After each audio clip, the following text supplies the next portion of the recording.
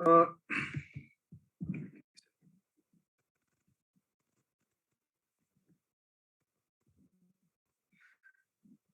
Stock valuation model जस्तै कि हामीले बन्ड भ्यालुएसन मोडेल जस्तै शेयर अफ कमन स्टकको भ्यालुएसन गर्दाखेरि खास गरी डिभिडेन्ड डिस्काउन्ट मोडेलहरू युज गर्छ। यो हामीले पढेको पनि सेकेन्ड सेमेस्टरमा। यसमा डिफ्रेन्ट भेरिएसनहरू छ डिभिडेन्ड डिस्काउन्ट मोडेलको।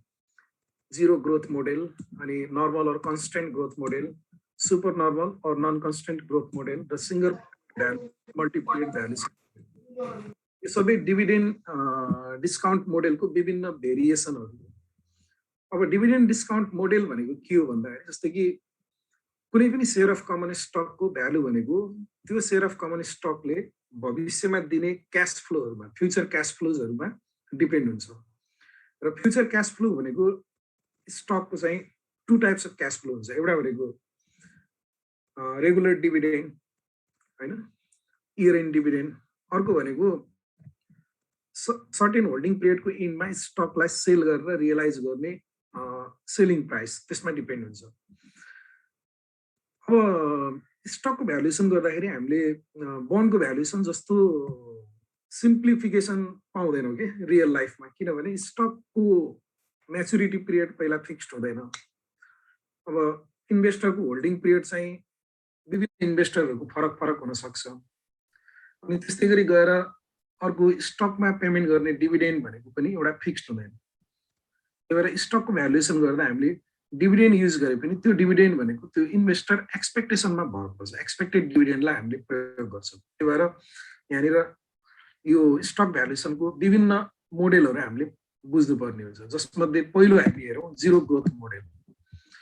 अब जिरो ग्रोथ मोडेल अन्तर्गत हाम्रो नर्मली हाम्रो एजम्सन के हो भने if any common stock pays dividend per share until indefinite period, हैन, कुनै पनि कमन स्टकले तिम्रो अनिश्चित समयसम्म इन्डेफिनिट पिरियडसम्म डिभिडेन्ड पेमेन्ट गर्छ भने in that case we simply apply the zero growth model. So amount of dividend remain constant forever, सधैँभरि constant हुन्छ यो मोडेलमा। त्यही भएर यो मोडेलको भ्यालुएसन एप्रोच युज गर्दाखेरि हामीले सिम्पली यो infinite stream of dividend payment D1, यो D1 भनेको expected year in dividend per share which remains constant forever divided by stockholders required rate of return गरेर गर्छौँ है।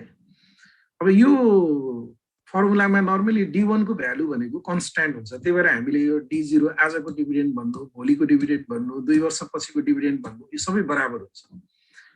यसलाई हामीले जिरो ग्रोथ मोडेल भन्छौँ है। यो हामीले पढेको हो, त्यही भएर यसलाई सिम्पली रिभ्यू मात्र गरौँ। अनि अर्को छ कन्स्ट्यान्ट ग्रोथ मोडेल वा नर्मल ग्रोथ मोडेल। अब नर्मल ग्रोथ मोडेलमा हाम्रो एजम्सन के हुन्छ भन्दा कमन स्टकमा पेमेन्ट गर्ने डिभिडेन्ड एभ्री इयर कन्स्टेन्ट रेटमा चाहिँ ग्रोथ हुन्छ। जस्तै कि एभ्री इयर 5% को रेटमा ग्रोथ हुन्छ भन्ने एउटा एजम्सन होला, वा 6% को रेटमा ग्रोथ हुन्छ भन्ने एजम्सन होला। त्यस्तो भयो भने हामीले के गर्छौँ भन्दा D1 divided by KS minus G यो फर्मुला एप्लाई गर्छौँ। D1 भनेको expected year in dividend, KS भनेको stock holders required rate of return, G भनेको कन्स्टेन्ट ग्रोथ रेट है। अनि त्यसपछि अर्को यहाँनिर एउटा कुरा के ध्यान दिनुपर्छ भने कन्स्टेन्ट ग्रोथ मोडेलमा, यो कन्स्टेन्ट ग्रोथ मोडेलमा हामीले यो फर्मुलालाई अलिकति इन्टरचेन्ज गर्यो भने यसलाई यस्तो फर्ममा डेभलप गर्न सकिन्छ। KS equal to D1 divided by P0 हैन, D1 divided by P0 plus G, यो फर्ममा हामीले डेभलप गर्न सक्छौँ है। अब यो भनेको के भन्दाखेरि यो स्टक होल्डरको रिक्वायर्ड रेट अफ रिटर्नमा दुईटा कम्पोनेन्ट हुन्छ। एउटा भनेको D1 by P0, D1 by P0 लाई हामीले डिभिडेन्ड यील्ड भनेर भन्ने गर्छौँ। डिभिडेन्ड यील्ड भनेको dividend as a percentage of current stock price. र अर्को ग्रोथ रेट, यो ग्रोथ रेटलाई हामीले क्यापिटल गेन भन्छौँ है। यो चाहिँ क्यापिटल गेन भनिन्छ, CG। तर जहिले पनि के ध्यान दिनुपर्छ भने नर्मल ग्रोथ स्टकको केसमा, कन्स्टेन्ट ग्रोथ स्टकको केसमा ग्रोथ रेट भनेको क्यापिटल गेनको इक्विभ्यालेन्ट हुन्छ है। र यो ओभर द इयर्स यो चेन्ज हुँदैन, क्यापिटल गेन सेम हुन्छ। यति कुरा हामीले बुझ्नु पर्यो। अब यहाँनिर कुनै पनि स्टक एउटा कन्स्टेन्ट रेटमा ग्रोथ हुन्छ भन्नुको तात्पर्य हामीले यो ग्रोथ किन हुन्छ त, ग्रोथ के को कारणले हुन्छ भन्दाखेरि अर्निङको रिइन्भेस्टमेन्टको कारणले है। जस्तै कि मानौ न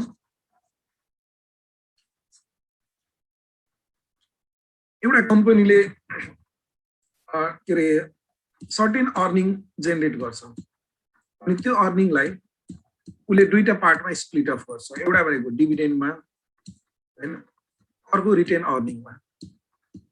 डिभिडेन्ड र रिटेन अर्निङमा उसले स्प्लिट अफ गर्छ भनेको अर्निङको certain portion is paid to stock holder as common stock dividend and remaining part is retain in the company for reinvestment. अब यो रिइन्भेस्टमेन्टको लागि राखेको रिटेन अर्निङले के गर्छ भन्दाखेरि यो रिटेन अर्निङलाई रिइन्भेस्टमेन्ट गरेको कारणले नै कम्पनी के हुन्छ त ग्रोथ हुन्छ। ग्रोथ हुने कारण थियो है। त्यही भएर अब फेरि सबै कम्पनी रिटेन अर्निङ राख्दैमा ग्रोथ हुन्छ भन्ने होइन। जुन कम्पनीको इन्टरनल रेट अफ रिटर्न हैन, जुन कम्पनीको internal rate of return required rate of return भन्दा हाई हुन्छ हैन, आइआरआर भन्छ नि हामीले इन्टरनल रेट अफ रिटर्न, अर्थात् यसलाई अर्को शब्दमा भन्यो भने रिटर्न अन इक्विटी पनि भन्छ। यो internal rate of return or return on equity जुन कम्पनीको यो रिक्वायर्ड रेट अफ रिटर्न भन्दा हाई हुन्छ त्यो कम्पनीले यदि अर्निङ्सलाई रिटेन गरेर रिइन्भेस्टमेन्ट गर्यो भने त्यो कम्पनी के हुन्छ ग्रोथ हुन्छ। यस्तो कम्पनी ग्रोथ हुन्छ है। अब यो रिक्वायर्ड रेट अफ रिटर्न भनेको स्टक होल्डरको रिक्वायर्ड रेट अफ रिटर्न हो। अब स्टक होल्डरको रिक्वायर्ड रेट अफ रिटर्न भन्दा बढी कमाउने गरी यदि कुनै कम्पनीले अर्निङलाई रिइन्भेस्टमेन्ट गर्छ भने त्यो कम्पनी के हुन्छ ग्रोथ हुन्छ।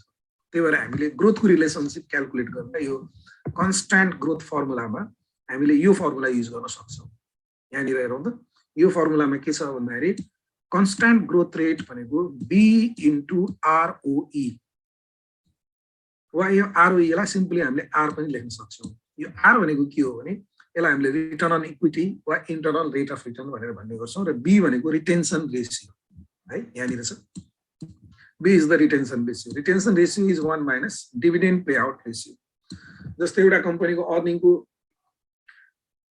70% डिभिडेन्ड पेमेन्ट गरिन्छ भने बाँकी 30% कम्पनीले रिटेन गर्छ र त्यो 30% रिटेन अर्निङलाई यदि कम्पनीले आफ्नो रिटर्न अन इक्विटी जेनेरेट गर्ने गरी रिइन्भेस्टमेन्ट गर्यो भने त्यो कम्पनीको अर्निङ चाहिँ यो जी रेटले ग्रोथ हुन्छ क्या। त्यही भएर कन्स्ट्यान्ट ग्रोथ फर्मको केसमा हामीले भ्यालुएसन गर्दाखेरि ग्रोथ रेट यसरी क्याल्कुलेट गर्छौँ है। Ok, let's go ahead. अब non constant or super normal growth model.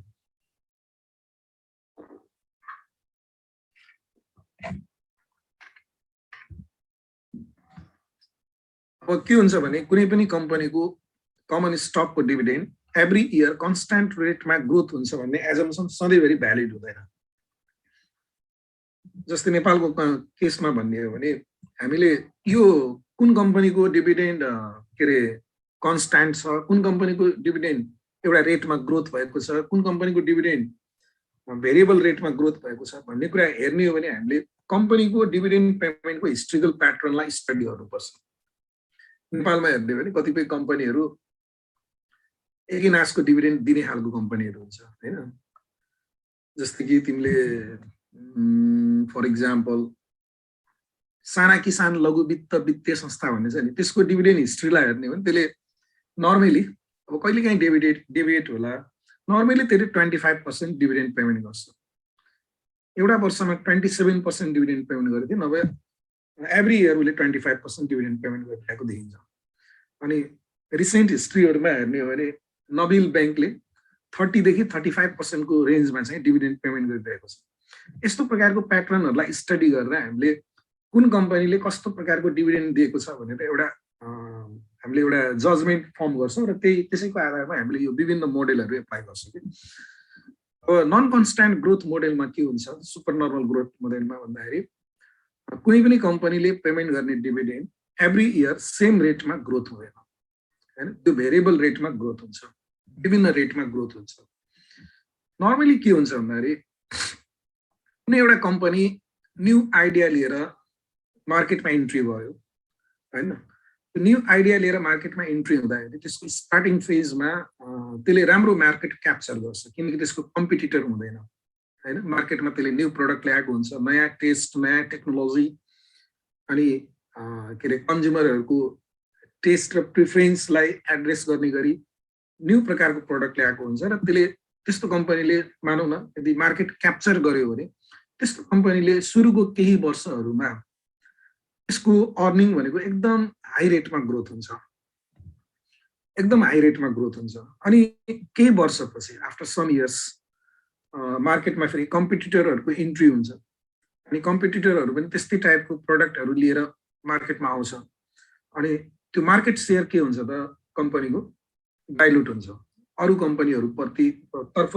विभाजित हुन्छ हैन अनि मार्केट शेयर डाइल्युट भएपछि कम्पिटिटरको इन्ट्रीले गर्दा पछि गएर त्यो कम्पनीको ग्रोथ रेट चाहिँ पछि गएर स्लो डाउन हुन्छ अर्थात् स्लो डाउन हुन्छ भनेको एउटा नर्मल लेभलमा खस्किन्छ यस्तो केसमा हामीले non constant or super normal growth model चाहिँ एप्लाई गर्न सक्छौं अब यो मोडलको सर्टेन एउटा के छ भने यहाँनिर हेरौँ है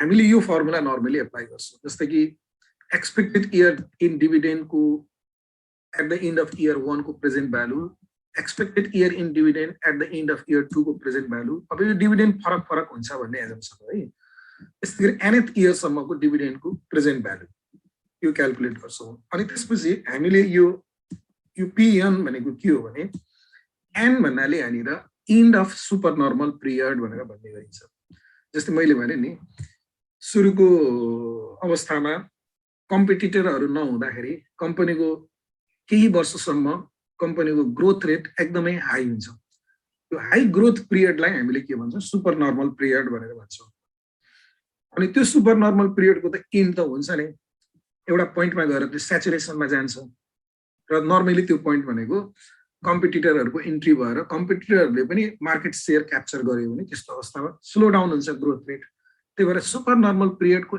एन्ड हुने जुन इयर हुन्छ नि त्यसलाई हामीले सुपर नर्मल पिरियड भन्छौं र त्यसलाई अर्को शब्दमा टर्मिनल इयर पनि भनिन्छ र त्यो टर्मिनल इयरको भ्यालु हो यो पीएन भनेको value of the stock at the end of super normal period or we can call it terminal value of the stock.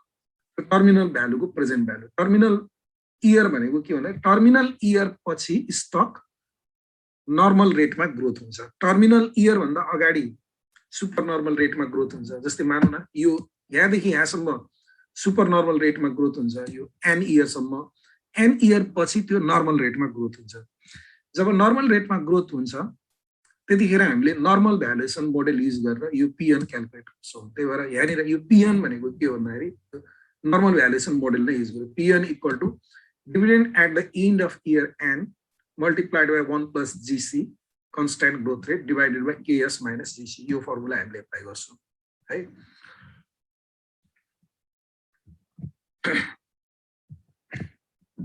अब यो बाहेक अर्को दुईटा एउटा एजम्पसन के पनि हुन्छ भन्दाखेरि एउटा सिंगल पिरियड भ्यालुएसन मोडल भनेको के हो भने यदि कुनै कम्पनीको कमन स्टक हामीले आज किन्यौं र 1 इयर पछि त्यसलाई सेल गर्यौं भने त्यस्तो बेलामा कमन स्टकको भ्यालुएसन कसरी गर्ने त्यो बेलामा खाली two types of cash flow मात्रै अवेलेबल एउटा भनेको D1 dividend expected at the end of year 1 र P1 अर्को P1 भनेको selling price expected at the end of year 1 आज हामीले कुनै कमन स्टक किन्छौं एक वर्षसम्म त्यसलाई होल्ड गर्छौं एक वर्षपछि त्यसलाई हामीले सेल गर्छौं डिभिडेन्ड पाएर डिभिडेन्ड खाइसकेपछि त्यसलाई हामीले सेल गर्छौं भने त्यस्तो अवस्थामा त्यो कमन स्टकको भ्यालु भनेको expected year in dividend plus expected year in selling प्राइसको के हो प्रेजेन्ट भ्यालु यो भ्यालुएसन मोडल अनुसार हामीले क्याल्कुलेट गर्छौं है अनि अर्को मल्टी पिरियड भ्यालुएसन मोडल अब यो मल्टी पिरियड भ्यालुएसन मोडलमा इन्भेस्टरको होल्डिङ पिरियड चाहिँ 1 year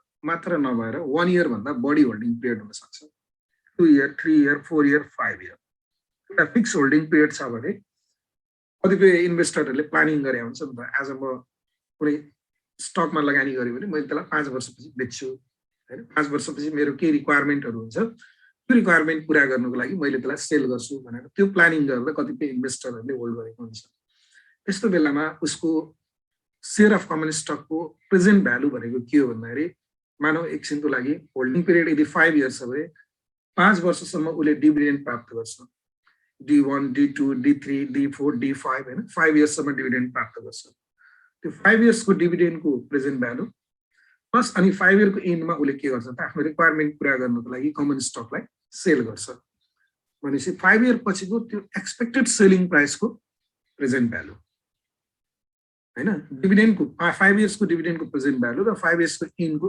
expected selling प्राइसको present value गर्यो भने हाम्रो यो कमन स्टकको भ्यालु आउँछ अब यो मोडेललाई हेर्दाखेरि अघि हामीले हेरेको सुपर नर्मल मोडेल जस्तै छ यसको म्याथमेटिकल फर्मेसन तर खाली डिफरेन्स के हुन्छ भने सुपर नर्मल मोडेलमा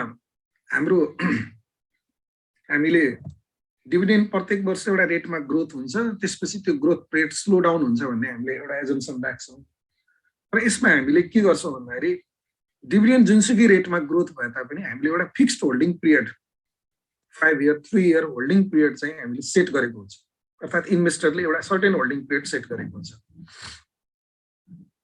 र त्यो होल्डिङ पिरियडको एन्डमा उसले यो प्राइस चाहिँ एक्सपेक्ट गरेको हुन्छ यो प्राइस भनेको यो एक्सपेक्टेड प्राइस भनेको के हुन्छ भने इन्भेस्टरको आफ्नो एउटा एक्सपिरियन्स आफ्नो एउटा एक्सपेक्टेसनको आधारमा उसले सेट गरेको हुन्छ त्यसमा कुनै मोडेल युज गरेर होइन कि कुनै एउटा प्याटर्नलाई उसले हेर्छ कम्पनीको सेयरको प्राइस कसरी ग्रोथ भइरहेको छ 5 वर्षपछि कतिसम्म पुग्ला त्यो एउटा एक्सपेक्टेसनको आधारमा चाहिँ हामीले सेलिङ प्राइस सेट गर्छौँ है त्यो क्वेसन पढ्यो भने थाहा हुन्छ त्यसमा अनि अर्को चाहिँ हाम्रो यहाँनिर भ्यालुएसन अफ द इन्टायर फर्मको भ्यालु जस्तै कि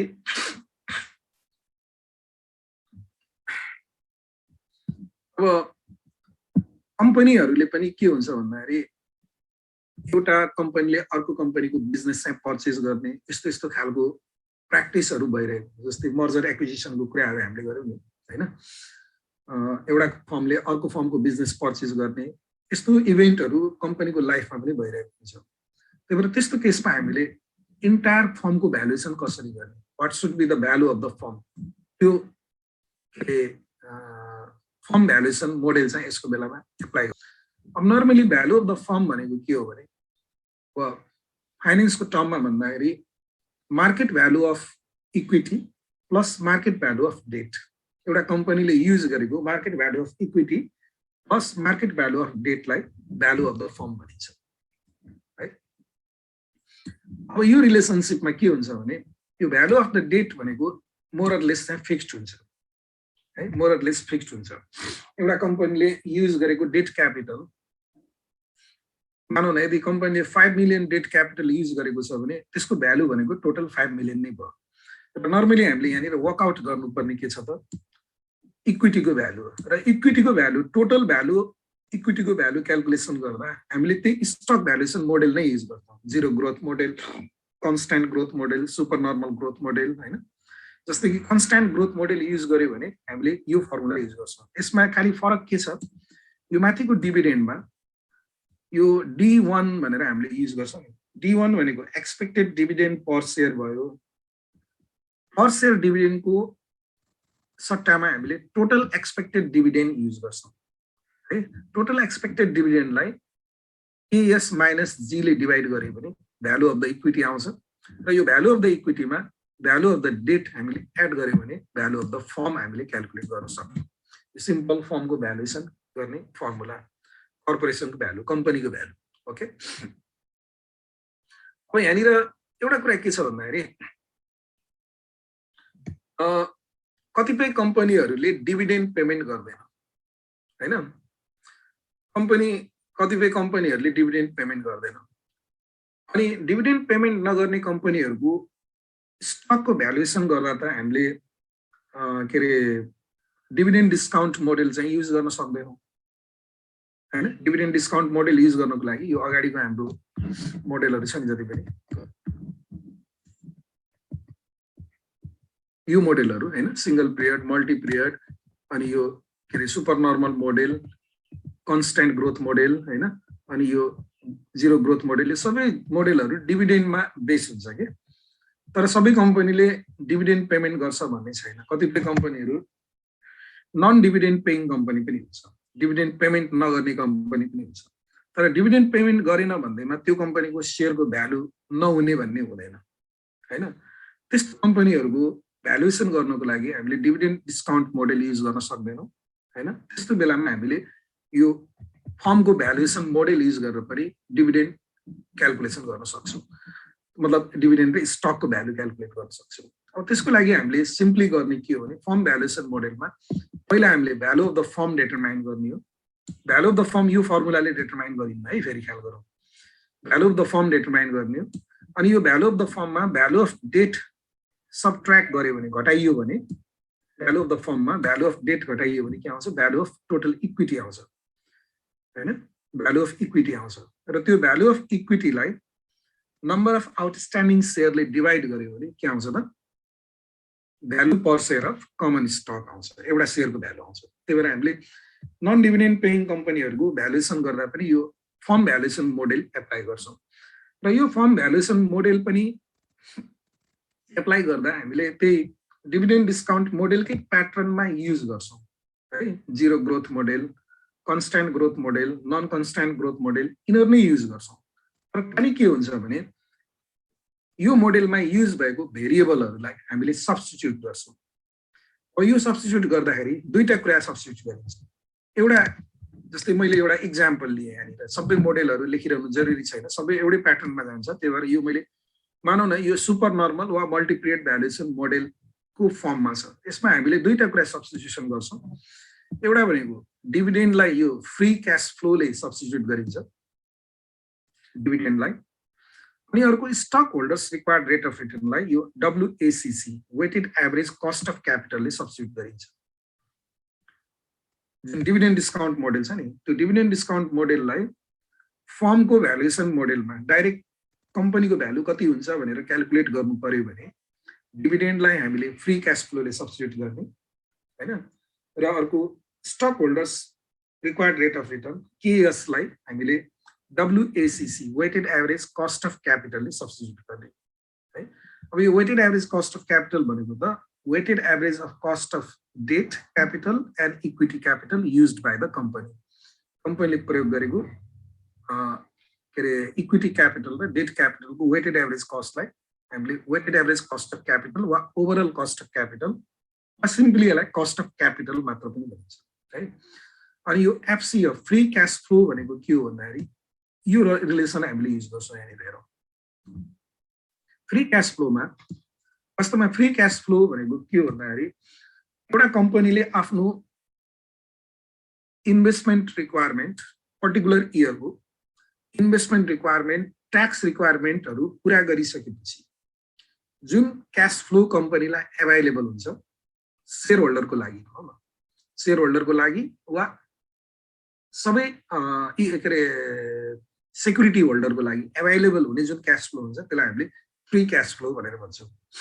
त्यही भएर यहाँनिर फ्री क्यास फ्लो हामीले इभ्यालुएट गर्दा के गर्छौँ भने earning before interest and tax minus multiplied by 1 minus tax rate EBIT 1 minus T गर्छौँ, अनि त्यसमा डिप्रिसिएसन जोड्छौँ। डिप्रिसिएसन किन जोडिन्छ भने डिप्रिसिएसन भनेको नन क्यास एक्सपेन्सेस हो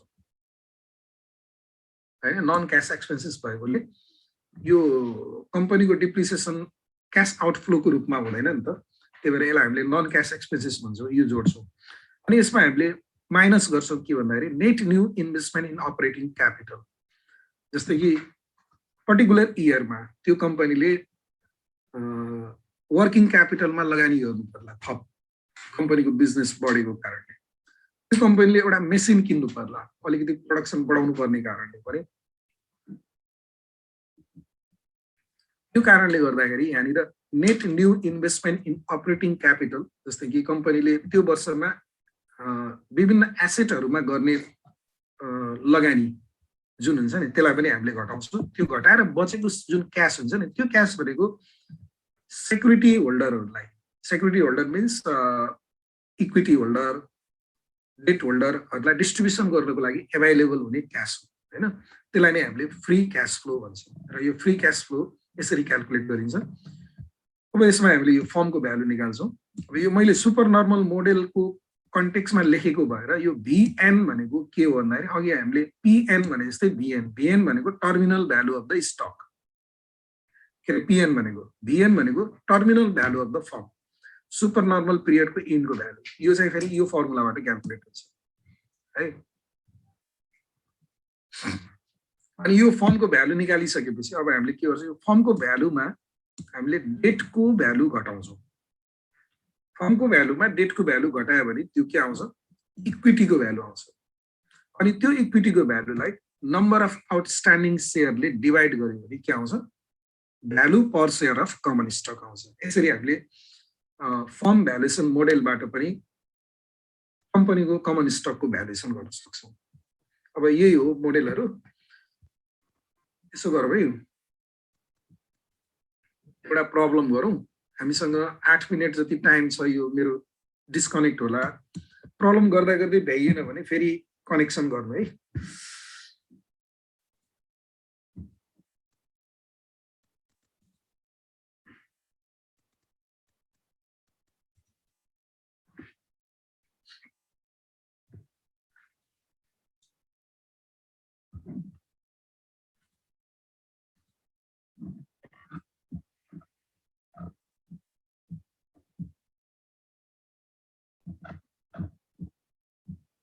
बीचमा बन्डको प्रब्लमहरु छ, हेरेर गर्नुपर्ने हुन्छ हैन।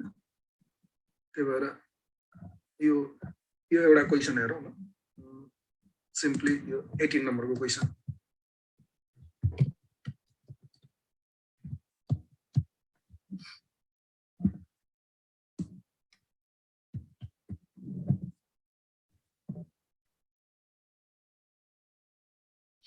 अनि तिमीहरुलाई एउटा कुरा सोधिहालौँ है। तिमीहरुको सन्डे र मन्डे फाइनान्शियल मार्केट एन्ड इन्स्टिट्युसनको क्लास हुन्छ हैन? हजुर सर। त्यो क्लास चाहिँ दुर्गा सरले कति बजेसम्म लिनुहुन्छ नर्मली? 8:30 सम्म लिनुहुन्छ। 8:30 सम्म हो? त्यसो भए त भएन। 1 पिरियड मात्र लिने हो भने सेकेन्ड पिरियड सन्डे र मन्डे मैले लिन पाउँथे भनेर हो के? ल ठिकै छ। एफआइएम को चाहिँ धेरै बाँकी छ सर पढ्न अझै। एफआइएम को कुन च्याप्टर बाँकी छ? लङ च्याप्टर केस आउने च्याप्टर बल्ल सुरु गर्न लाग्यो हामीले। ए हो र? हजुर, कमर्सियल ब्याङ्किङ भन्ने बल्ल सुरु गरे। त्यसपछि नि बाँकी छ, एउटा न्युमेरिकल बाँकी छ, त्यसपछि एउटा थ्योरी बाँकी छ अझै। त्यसपछि त तिम्रो त्यो के इन्भेस्टमेन्ट कम्पनीजको बाँकी होला? हजुर, त्यो बाँकी छ अनि एउटा थ्योरी। इन्भेस्टमेन्ट कम्पनीजमा पेन्सन फन्डको अलिकति पढ्नुपर्छ। अनि म्युचुअल फन्डको त तिमीहरूले थ्योरी त्यति जरुरी छैन त्यहाँ, किनभने इन्भेस्टमेन्ट छ, न्युमेरिकलहरु यसो राम्ररी सल्भ गर्नु। ठिकै छ। ल ठिकै छ, त्यो भएन। अब ABC company at just paid a cash dividend of ₹20 per share। अब यस्तो के हुन्छ भने जस्तै कि हामीले यो कम्पनीले भर्खरै 20% डिभिडेन्ड पेमेन्ट गरेको छ भनेको हैन। डिभिडेन्ड पेमेन्ट गरेको छ भनेको यो के हो? पास्ट डिभिडेन्ड हो। पास्ट डिभिडेन्डलाई, पास्ट भनेको भर्खरै पेमेन्ट गरेको पास्ट डिभिडेन्डलाई हैन हामीले के भन्छौँ? D0 भनेर भन्छौँ है। D0 त यो भनेको के भन्दाखेरि यसलाई हामीले लास्ट डिभिडेन्ड पर शेयर के भन्छ? लेटेस्ट डिभिडेन्ड पर शेयर भनेको D0 एलिमिनेट गर्छ। यो D1 हो कि D0 भन्ने कुरा आइडेन्टिफाई गर्नुपर्छ है, फेरि कहिलेकाहीँ झुकिन्छ। अनि इन्भेस्टर्स रिक्वायर 15% रिटर्न। अब इन्भेस्टरको required rate of return, investors required rate of return यो चाहिँ ES भन्छौँ। यो 15% छ, 0.15 हैन। If the dividend is expected to grow at a steady 5% per year, हैन, प्रत्येक वर्ष डिभिडेन्ड चाहिँ एउटा स्टेडी भनेको कन्स्ट्यान्ट भनेको एकनासले 5% को रेटमा ग्रोथ हुन्छ भने हामीले यहाँनिर कन्स्ट्यान्ट ग्रोथ रेट हामीले जी भनेछौँ। यो 5% छ, 0.05। What is the current value of stock? अब यो जुन हामीलाई जुन डेटा इनपुटहरु दिएको छ नि क्वेशनमा, यो डेटा इनपुट हेर्दाखेरि हामीले कुन मोडेल युज गर्ने? कन्स्ट्यान्ट ग्रोथ मोडेल युज गर्ने हैन। अब कन्स्ट्यान्ट ग्रोथ मोडेलमा value, current value of stock निकाल्दाखेरि हामीले यहाँनिर यसलाई फलो गरौँ है।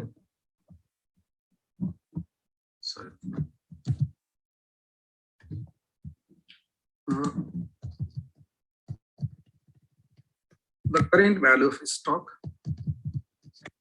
is given by, and the constant growth model is also, sorry, P0 is equal to हाम्रो फर्मुला के हो भन्दाखेरि D1 divided by KS minus 0. त्यो D1 लाई यस्तो लेख्न सकिन्छ, D0 multiplied by 1 plus G लेख्न सकिन्छ, divided by KS minus G. यो फर्मुला एप्लाई गरेर मैले के गरेन यहाँनिर, खाली हाम्रो फर्मुलामा D1 divided by KS minus G हुन्थ्यो, त्यो D1 लाई D0 multiplied by 1 plus G गरे हैन। यो रिलेसन हुन्छ किनभने प्रत्येक वर्ष जी रेटमा ग्रोथ हुन्छ। अब यसमा हाम्रो इनपुट डेटा के दिएको छ भन्दाखेरि डिभिडेन्ड चाहिँ ₹20% दिएको छ, यो 5% को रेटमा ग्रोथ हुन्छ 1.05 divided by required rate of return 15% minus 0.05, 15% नै हो नि हैन। अब यो भ्यालु गर्दाखेरि value per share of common stock कति भयो 20 into 1.05 divided by 0.1 गरिन्छ, गर्दाखेरि 210 आयो। Value per share of common stock is 210, यो भयो। 2 मिनेटमा कट्छ, फेरि रिजोइन गर्नु है। अर्को हाम्रो क्याल्कुलेसन छ, what will be the stock worth in 5 years? यस्तो क्वेशनमा अलिकति सिम्प्लिफाई हामीले के गर्न सक्छ भने यो भनेको value of the stock calculate गर्ने, value of the stock at the end of year 5 नि सोधेको, at the end of year 5। अब तिमीहरूलाई एउटा कुरा यहाँ भनिहालौँ, यो कस्तो प्रकारको स्टक हो भने यसलाई हामीले कन्स्ट्यान्ट ग्रोथ स्टक भन्छौँ। कन्स्ट्यान्ट ग्रोथ स्टकको केसमा जुन ग्रोथ रेट हुन्छ नि, ग्रोथ रेट तीनटा कुरामा एप्लिकेबल हुन्छ, एउटा डिभिडेन्डमा, अर्को अर्निङमा, अर्को प्राइसमा, भनेको तीनटै कुराहरू एउटै रेटमा ग्रोथ हुन्छ। कम्पनीको डिभिडेन्ड पनि 5% को रेटमा ग्रोथ हुन्छ, कम्पनीको अर्निङ्स पनि 5% को रेटमा ग्रोथ हुन्छ, र कम्पनीको स्टक प्राइस पनि 5% को रेटमा ग्रोथ हुन्छ। त्यही भएर कन्स्ट्यान्ट ग्रोथ स्टकको केसमा हामीले जुनसुकै वर्षको प्राइस क्याल्कुलेट गर्नु पर्यो, जस्तै P5 भनेको छ नि, P5 क्याल्कुलेट गर्नु पर्यो भने डाइरेक्टली हामीले P0 multiplied by 1 plus G हामीले गर्छौँ को पावर 5। यो फर्मुला हेर्दा P0 1 प्लस G को पावर 5। P0 भनेको त हामीले के नम्बरमा क्याल्कुलेट गरौँ, इट इज ₹210 हैन, मल्टिप्लाइड बाइ 1 प्लस G भनेको 1.05 अनि पावर 5। अब यो क्याल्कुलेट गर्दा कति आउँछ,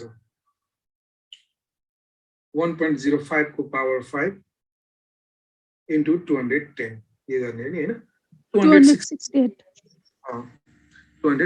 आयो एप्रोक्सिमेटली है, डेसिमल चाहिँ यिनी फिगर छ 268। यो कट्न लाग्छ, फेरि रिजोइन गर्नु है कट्यो भने। अब नम्बर सीमा हामीलाई के सोधेको छ, त्यसलाई मैले क्वेसन यसो यता गरेँ है, मैले क्वेसन यहाँ कपी गरेँ यता तल। What would the stock sell for today if the dividend was expected to grow at 10% per year for the next 3 years and then settle down to 5% per year indefinitely? के भनेको, यो आउने 3 वर्षसम्म stock चाहिँ 10% को रेटमा ग्रोथ हुन्छ हैन, त्यसपछि स्टक 5% को ग्रोथमा सेटल डाउन हुन्छ भने यो स्टकको सेलिङ प्राइस अर्थात् भ्यालु कति हुन्छ आज।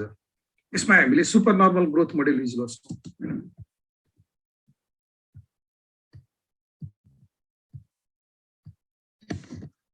If the dividend was expected to grow at 10% per year for the next years and then settle down to 5% per year, यति मात्र राखौँ है। यो भयो भने के हुन्छ भने यो केसमा यदि 3 वर्षसम्म डिभिडेन्ड 10% को रेटमा ग्रोथ हुन्छ भने हामीले यहाँनिर पहिलो वर्षको डिभिडेन्ड D1 भनेको के हुने भयो sorry, D0 1 plus G यो फर्मुला युज गर्छौं, right? D0 1 plus G पहिलो वर्षको डिभिडेन्ड हाम्रो ₹20 into 1.1 10% को रेटमा भएको छ नि हैन, भनेपछि यो ₹22 भयो। अनि सेकेन्ड इयरको डिभिडेन्ड यसलाई फेरि D2 गरौँ। सेकेन्ड इयरको डिभिडेन्ड के हुन्छ, D2 equal to D1 1 plus G अनि D1 भनेको हाम्रो यो 22 हैन, 22 into 1.2 भनेको यो के आउँछ 24.2 भनेको सेकेन्ड इयरको डिभिडेन्ड। अनि त्यस्तै गरी थर्ड इयरको dividend D3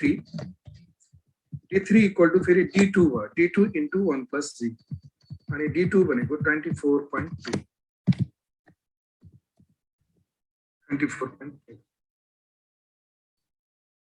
into 1.1 26.62 right, 26.62 year 1 year 2 year 3 को डिभिडेन्ड चाहिँ हाम्रो D1 D2 D3 यसरी क्याल्कुलेट गर्ने 10% को ग्रोथ रेट एप्लाई गरेर है त, यो 10% को ग्रोथ रेट। अब इयर 3 पछि ग्रोथ रेट स्लो डाउन हुन्छ, स्लो डाउन भएर 5% मा झर्छ, भने नर्मल 5% मा झर्छ। यो भनेको हाम्रो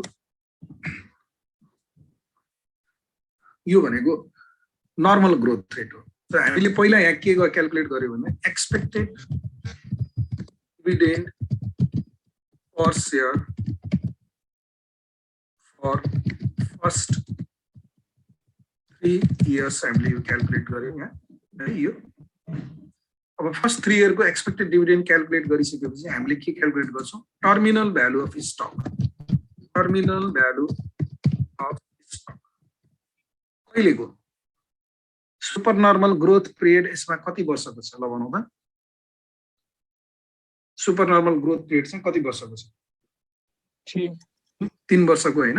3 वर्षसम्म 10% को रेटमा ग्रोथ हुन्छ, मतलब ग्रोथ रेट स्लो डाउनमा ग्रोथ रेट स्लो डाउन भएर नर्मल रेटमा नझर्दासम्मको टाइम पिरियडलाई हामीले सुपर नर्मल पिरियड भन्छौँ। त्यही भएर त्यो टर्मिनल भ्यालु क्याल्कुलेसन गर्दा टर्मिनल भ्यालु भनेको value of the stock at the end of super normal period हो। त्यसकारण terminal value of stock at the end of year 3 यो क्याल्कुलेट गर्ने है। यो क्याल्कुलेट गर्दा हामीले P3 निकाल्छौँ र यसको लागि नर्मल भ्यालुएसन मोडेल युज गर्छौँ। त्यसको लागि D3 into 1 plus GC, यसलाई यो C भनेर मैले अलग्गै लेखेँ, यो कन्स्ट्यान्ट ग्रोथ रेट भनेको है, किनभने ग्रोथ रेट फरक छ नि त्यहाँनिर, divided by KS minus G हामीले यो फर्मुला युज गर्छौँ। अब यहाँ KS भन्नाले रिक्वायर्ड रेट अफ रिटर्न भयो, GC भनेको C गरौँ, कन्स्ट्यान्ट ग्रोथ रेट हो। अब यो फर्मुला हामीले एप्लाई गर्छौँ। यो फर्मुलामा expected dividend at the end of year 3 भन्नाले के हुन्छ, यो भनेको 26.62 हैन, अनि मल्टिप्लाइड बाइ 1 प्लस G भनेको के कन्स्ट्यान्ट ग्रोथ रेट कति, यसमा चाहिँ यो 5% यहाँ छ, कन्स्ट्यान्ट ग्रोथ रेट 5% 1.05 हैन, divided by required rate of return 15% हो, अघि हामीले क्वेसनमा दिएको, र कन्स्ट्यान्ट ग्रोथ रेट 5% हैन।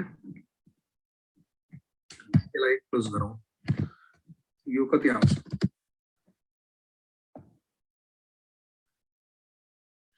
26.62 into 1.05 divided by 0.1 279.51 rupees 279.5 यो टर्मिनल भ्यालु अफ स्टक है। अब हामीले value of the stock today calculation गर्छौँ। Value of the stock today P0 calculate गर्न हामीले super normal growth model use गर्छौँ। त यो भनेको जस्तै कि D1 सरी कोही इक्वेसनमै लेखौँ है, D1 divided by 1 plus Ks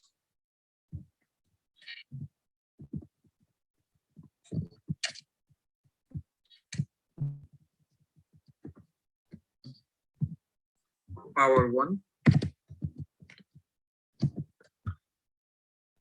D1 divided by 1 plus Ks को power 1 अनि plus फेरि यहाँनिर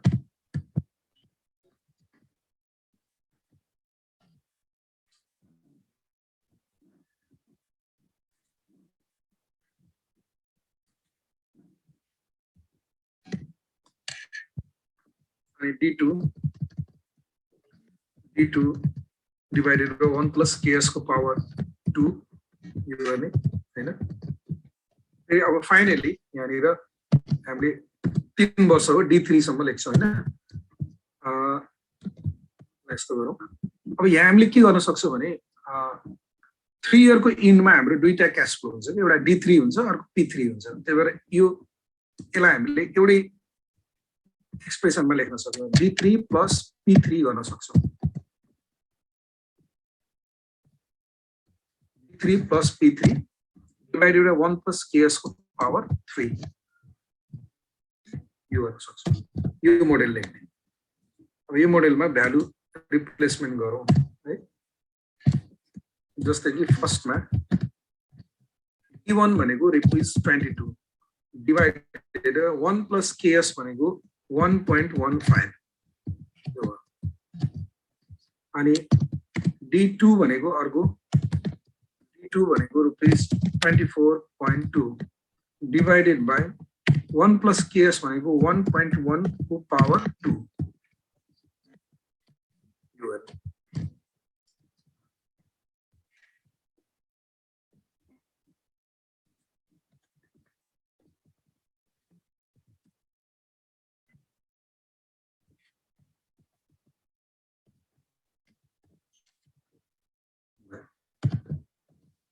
अनि त्यस्तै गरी अब फाइनली हाम्रो D3 भनेको के हो यो D2 भएर चाहिँ यसलाई मैले D3 बनाए सरी यो चाहिँ D2 को ठाउँमा यो D3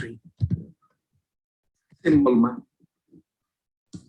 D3 भनेको रुपीस 26.62 प्लस P3 भनेको rupees 279.51 divided by 1 plus Ks 1.1 power 3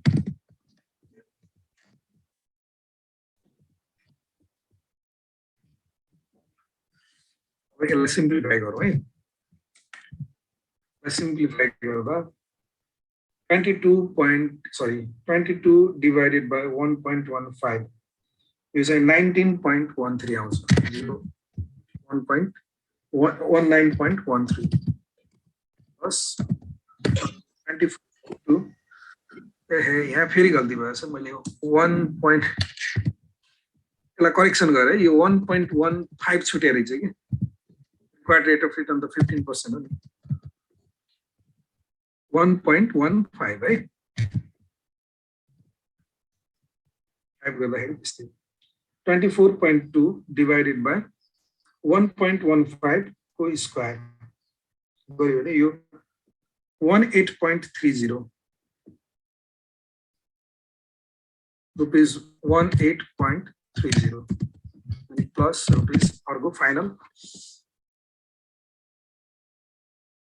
26.62 plus 279.51 इसको divided by 1.15 power 3 is 201.29 also 201.29 like final row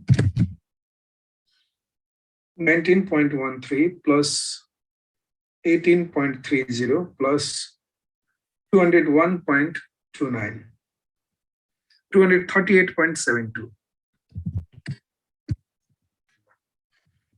यो चाहिँ स्टक भ्यालु भयो सुपर नर्मल ग्रोथ मोडेल अनुसार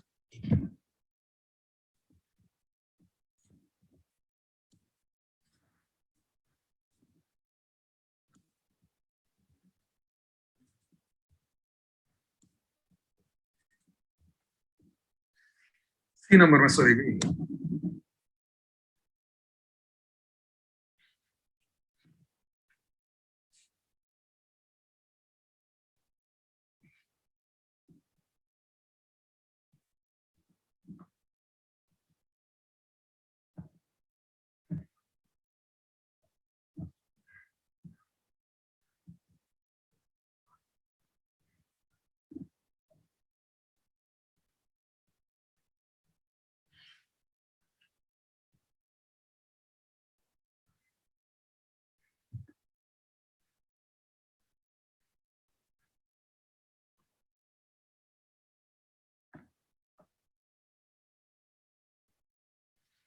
भयो त्यो हैन अब यो 15 18 नम्बरको भयो अब यसमा स्टक भ्यालुएसनको क्वेशनहरु छ तिमीहरुले प्र्याक्टिस गर्नु पर्यो किनभने यसमा कुनै नयाँ कुराहरु त्यति धेरै छैन कुनै त्यस्तो नयाँ कुरा भयो भने त अब म गर्दै हालौँला हैन जस्तै कि यही क्वेशन हेर न you expect the price of MN stock to be 597.7 per share a year from now यो भनेको के त एक वर्षपछि यो स्टकको प्राइस चाहिँ 597.7 हुन्छ एक वर्षपछि है its current market price is 500 अहिलेको मार्केट प्राइस 500 छ and you expect it to pay a dividend 1 year from now of rupees 21.50 per share एक वर्षपछि हामीले यसमा डिभिडेन्ड 21.50 per share एक्सपेक्ट गर्छौं then what are the stocks expected dividend yield भनेको छ अब यसको एक्सपेक्टेड डिभिडेन्ड yield भनेको के हो त D1 divided by P0 हैन D1 भनेको 21.5 र P0 भनेको 500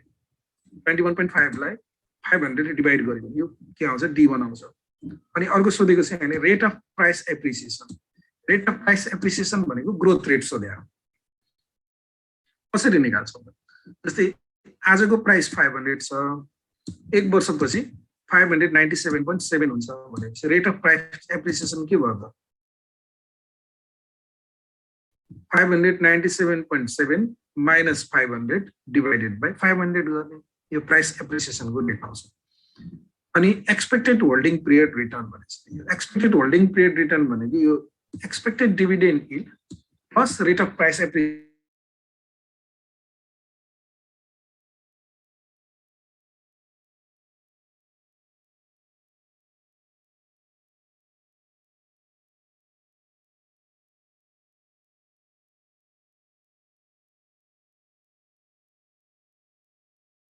period return भनेको के भन्दाखेरि dividend yield plus growth rate हामीले कन्स्ट्यान्ट ग्रोथ मोडेलमा गरेका नि त्यही हो अब यहाँ फेरि अर्को बी नम्बरमा के भनेछ भन्दाखेरि if the stock has a beta of 1.15 अब सीएपीएम युज गर्नु पर्यो यसमा स्टकको बीटा 1.15 छ रिस्क फ्री रेट 6% छ हैन and the expected rate of return on the market portfolio is 14%. What is the required rate of return? जस्तै कि तिमीलाई यसमा हेरौ न यसरी बुझौ ए नम्बरमा फर एक्जाम्पल ए नम्बरमा हामीले डिभिडेन्ड यील्ड निकाल्नु पर्यो भने डिभिडेन्ड यील्ड भनेको मैले सर्टकटमा गर्दिए है यसलाई धेरै डिटेलमा नगरेर सर्टकटमा D1 divided by P0 गर्छौं हैन डिभिडेन्ड यील्ड यो हो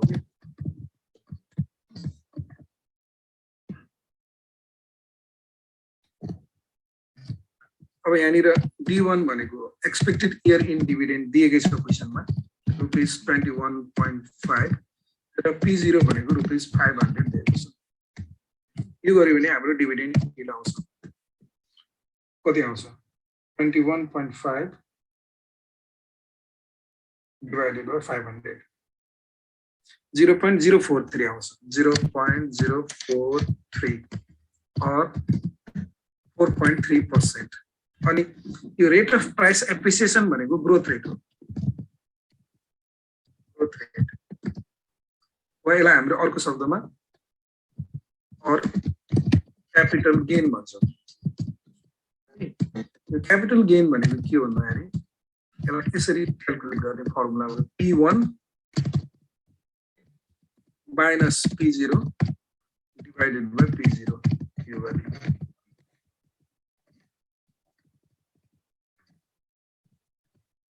हैन अब यो भनेको कति हुने भयो भने P1 भनेको रुपीस 597.7 माइनस P0 भनेको 500 प्राइस कति पर्सेन्टले बढ्यो भनेर निकालेको यो कति आउँछ त 19.5 19.5 ओके 0.1954 आयो हैन 0.1954 और यो 19.54%. अनि अर्को हामीलाई एक्सपेक्टेड होल्डिङ पिरियड रिटर्न भनेर सोधेछ होल्डिङ पिरियड रिटर्न भनेको डिभिडेन्ड यील्ड यसलाई सर्टकटमा यसरी लेख्यो dividend yield plus capital gain yield अर्थात यो ग्रोथ रेट गरे पनि हुन्छ क्यापिटल गेन यसलाई डिटेल फर्मुला लेख्ने भने P1 minus P0 plus D1 divided by P0 गरे पनि भयो हैन नभए यो हामीले डिभिडेन्ड र क्यापिटल गेन यील्ड क्याल्कुलेसन गरिसकेको हुनाले यो केसमा के तिमीले डाइरेक्ट यो डेटालाई जोड्दै हुन्छ 4.3% प्लस 19.54% कति आउने भयो 23.84% हैन यो एक्सपेक्टेड होल्डिङ पिरियड रिटर्न आयो अब यहाँनिर हामीलाई यदि स्टकको बीटा 1.15 छ र रेट अफ रिटर्न 6% छ मार्केट पोर्टफोलियो 14% छ भने यो स्टकको रिक्वायर्ड रेट अफ रिटर्न कति हुन्छ भनेर सोधेको यसमा हामीले रिक्वायर्ड रेट अफ रिटर्न निकाल्दाखेरि सिम्पली के गर्छौं CAPM युज गर्छौं क्यापिटल एसेट प्राइसिङ मोडल हैन required rate of return on the stock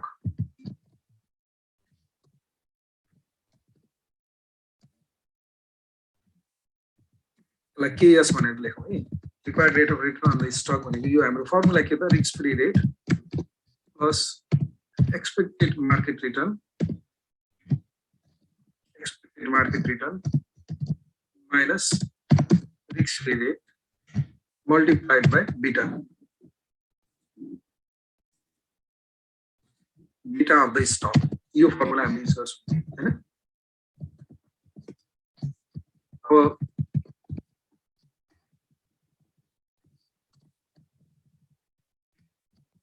अब यहाँनिर रिस्क फ्री रेट 6% दिएको छ plus market return 14% minus risk free rate 6% multiplied by stock को बीटा कति 1.15 दिएको छ यो गर्यो भने हाम्रो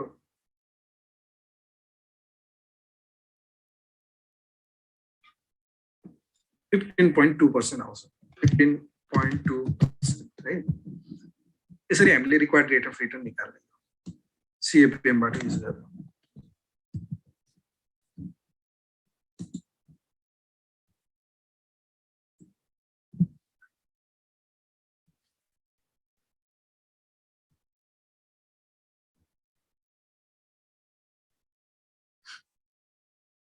यो होल्डिङ पिरियड रिटर्नलाई यसरी पनि गर्न सकिन्छ एक्सपेक्टेड यसलाई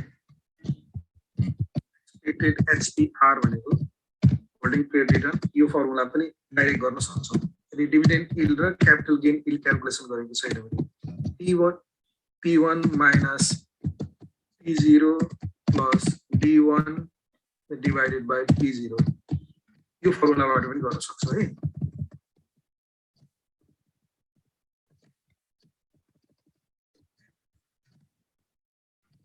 फर्मुलाबाट पनि गर्न सकिन्छ यसबाट गर्यो भने पनि सेम 23.84% नै आउँछ जसरी गरे पनि भयो अब हेरौँ है यहाँनिर यसको C नम्बरमा हामीलाई what is the intrinsic value of MN stock and how does it compare to the current market price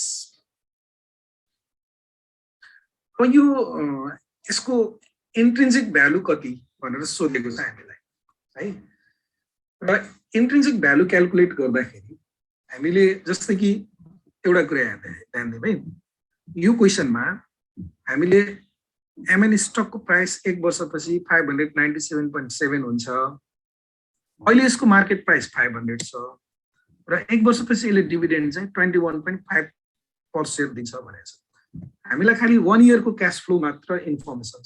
यस्तो केसमा हामीले single period valuation model use गर्छौं। आज हामीले यो स्टक किन्यो भने 1 वर्षपछि 21.50 पर शेयर डिभिडेन्ड पाउँछौं र त्यसलाई 597.7 मा सेल गर्न सकिन्छ भने आजको यसको भ्यालु कति हुन त मार्केट प्राइस त 500 दिएको छ। यो मार्केट प्राइस सोधेको होइन, भ्यालु सोधेको हो के, इन्ट्रिन्सिक भ्यालु सोधेको, फेयर भ्यालु, प्रेजेन्ट भ्यालु सोधेको। यो भ्यालु भनेको मार्केट प्राइस भन्दा बढी पनि हुन सक्छ, मार्केट प्राइस भन्दा कम पनि हुन सक्छ हैन। त्यसकारणले हामीले यहाँनिर यो intrinsic value of stock calculation गर्दा इन्ट्रिन्सिक फन्डामेन्टल भ्यालु पनि भन्छ यसलाई, इन्ट्रिन्सिक भ्यालुलाई फेयर भ्यालु पनि भन्छ, त्यो भनेको present value, intrinsic value of the stock today. यो क्याल्कुलेट गर्नुपर्दा हामीले single stock valuation model use गर्छौं हैन। सिंगल स्टक भ्यालुएसन मोडेल अनुसार P0 इज इक्वल टु हाम्रो के हो formula, sorry, P0 equal to हाम्रो D1 plus P1 divided by 1 plus required rate of return, यो राइट।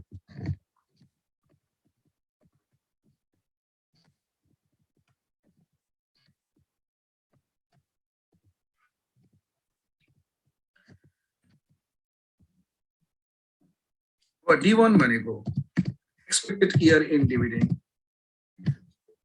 rupees 21.5 plus P1 भनेको हाम्रो 597.7 expected year in price divided by अब 1 plus KS भनेको required rate of return चाहिँ यो 15.2% use गर्ने, capital asset pricing मोडेलबाट calculate गरेछौं, त्यो use गर्ने।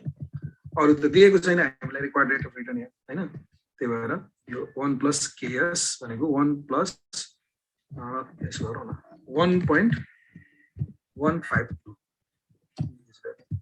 यो क्याल्कुलेट गर्दा हाम्रो कति आउँछ 21.5 plus 597.7 divided by 1.152 यो आउँछ 537.5 रुपीस 537.5 यति आउँछ। ठीक छ नि। अब यहाँनिर हामीलाई इन्ट्रिन्सिक भ्यालु क्याल्कुलेट गरिसकेपछि क्वेशनले के भन्छ भन्दाखेरि how does it compare to the current market price. Current market price सित कसरी कम्पेयर गर्ने, जस्तो करेन्ट मार्केट प्राइस क्वेशनमा कति दियो 500 दिएको छ हैन। The current market price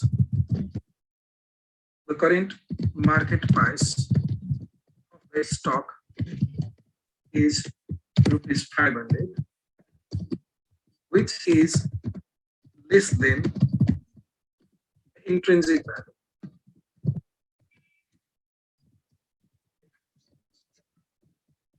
Intrinsic value भन्दा कम छ हैन। इन्ट्रिन्सिक भ्यालु भनेको हुनुपर्ने भ्यालु, यो स्टकको अहिलेको भ्यालु चाहिँ 537.5 हुनुपर्ने हो, तर मार्केटमा कति सेल भइरहेको छ 500 हैन। भनेपछि यो मार्केटमा अन्डर प्राइस छ कि छैन, अन्डर प्राइस छ नि हैन र, हुनुपर्ने भ्यालु 537.5 तर मार्केटमा हामीले 500 रुपैयाँमा किन्न पाइरहेको छौं। The current market price of the stock is rupees 500 which is less than intrinsic value हैन। therefore the MN stock is currently underpriced in the market. मार्केटमा यो करेन्टली अन्डरप्राइस छ।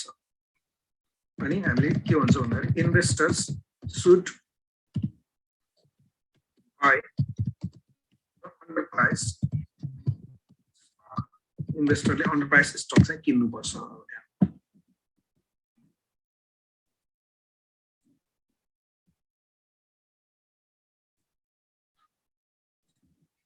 ल यसरी हामीले यो गर्छौं।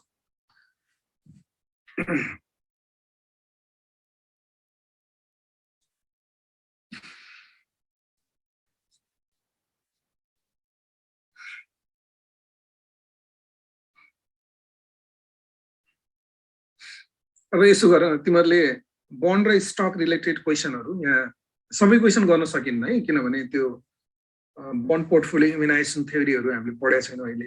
अब यो सिम्पल कुराहरू पढिसकेपछि बल्ल पढाउन भनेर हो त्यो। त्यही भएर बिचमा कुनै क्वेसन त्यससँग रिलेटेड हुनसक्छ, त्यही भएर त्यस्तो क्वेसनहरू छोडिदिने, एउटा क्वेसन हेर्दै जाने, अनि बन्ड भ्यालुएसन, बन्डको यिल्ड क्यालकुलेसन गर्ने र स्टक भ्यालुएसन रिलेटेड क्वेसनहरू तिमीहरूले यो सल्भ गर्दै जानु। किनभने अब आज शनिबार, आइतबार, सोमबार हामी मङ्गलबार मात्रै भेट्छौँ। त्यही भएर यो प्र्याक्टिस आफूले गर्नु पऱ्यो कि आफूले सल्भ गर्नु पऱ्यो। अनि नजानेको क्लासमा म छँदैछु, सल्भ गर्दै जाउँ। अनि हामी अब ट्युजडे भेटौँला क्लासमा। भेट्न त भोलि पनि भेटिला क्या, क्लासमा नभए पनि बाहिर। ल आज यति गरौँ है। हस् सर।